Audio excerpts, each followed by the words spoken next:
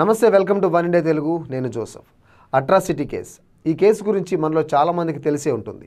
Scheduled కులాల వారిపైన దాడి జరిగినప్పుడు వాళ్ళు తమను తాము రక్షించుకునేందుకు చట్టంలో ఉన్నటువంటి కొన్ని లాస్ను ఉపయోగించుకుంటూ ఈ ఎస్సీ ఎస్టీ కేసు అనేది నమోదు చేస్తూ ఉంటారు. అయితే ఇప్పటి వరకు ఇదంతా బాగానే ఉంది. కానీ చాలా సంవత్సరాల నుంచి ఈ ఏదైతే SC ST case, atrocity case ఏదైతే ఉందో దాన్ని దుర్వినియోగం చేస్తున్నారు అంటూ అనేక వర్గాల నుంచి ఒక వాదన అయితే వినిపిస్తూ వస్తుంది. అయితే దీని మీద అనేక చర్చలు నడిచాయి.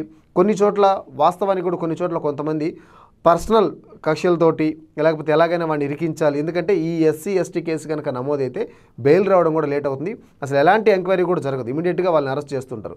సో అందుకని చాలామంది దీన్ని మిస్యూజ్ చేస్తున్నారు అని ఒక ఆరోపణ అయితే ఉంది. అయితే దీనికి సంబంధించి హైకోర్టు అన్ని అంశాలు పరిశీలించిన తర్వాత ఒక సంచలన తీర్పు ఇచ్చింది ఏపీ హైకోర్టు. ఆ తీర్పు ఏంటంటే షెడ్యూల్డ్ కులాల వ్యక్తులు క్రైస్తవంలోకి మారిన రోజే ఎస్సీ హోదాను కోల్పోతారని హైకోర్టు తేల్చి చెప్పేసింది.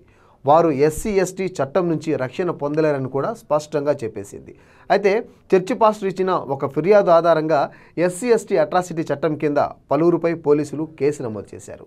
అయితే ఈ కేసు నమోదు చేయడాన్ని హైకోర్టు కూడా తప్పుపట్టింది. చట్టాన్ని దుర్వినియోగం చేసి తప్పుడు ఫిర్యాదు ఇచ్చారని ఏదైతే పోలీసులు ఎవరైతే కేసు నమోదు చేస్తారో వాళ్ళని ఆక్షేపించింది కూడా ఏపీ హైకోర్టు. అయితే పోలీసులు ఛార్జ్ షీట్స్ వేయకుండా ఉంటే బాగుండేది అనేది హైకోర్టు అభిప్రాయం కూడా. కేసును కొట్టేసింది కూడా.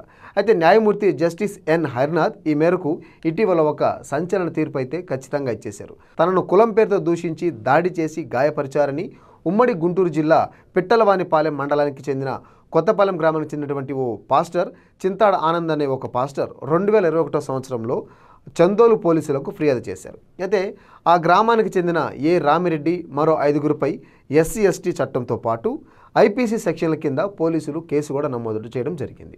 ఈ కేసు విచారణ గుంటూరు ఎస్సీ ఎస్టీ కోర్టులో పెండింగ్లో ఉండిపోయింది. అయితే ఈ కేసును కొట్టివేయాలంటూ నిందితులు 2022లో హైకోర్టులో పిటిషన్ వేశారు. అయితే ఫిర్యాదులోనే పేర్కొన్నారనమాట, ఈ విధంగా జరిగింది, ఇది మా మీద తప్పుడు కేసు పెట్టారు, ఒకసారి దీన్ని పరిశీలించాలని. అయితే తాజాగా జరిగినటువంటి విచారణలో పిటిషన్ల తరపు న్యాయవాది ఫనీదత్ వాదనలు వినిపించారు. సో ఈ వాదనల నేపథ్యంలో ఇవన్నీ జరిగినటువంటి పరిణామాలు కావచ్చు, ఇవన్నీ పరిగణలోకి తీసుకున్నటువంటి కోర్టు ఇంకోసారి ఇలాంటి తప్పుడు కేసులు నమోదు చేయడానికి వీల్లేదు. ఒకవేళ మతం మారినట్లయితే ఖచ్చితంగా ఏ రోజైతే హిందుత్వాన్ని వదిలి క్రిస్టియన్లోకి మారుతారో అప్పటి నుంచే ఎస్సీ హోదాను కోల్పోతారో అంటూ ఒక సంచలన తీర్పు అయితే తీసుకుంది. ఇక నుంచి మరి ఎస్సీ ఎస్టీ కేసు ఏ విధంగా ఉండబోతుంది, దీనికి సంబంధించి మిగతా కులాల మతాల వాళ్ళ రెస్పాన్స్ ఏంటి, దీని మీద ఏ విధంగా వాళ్ళు రెస్పాండ్ కాబోతున్నారో వేచి చూడాలి.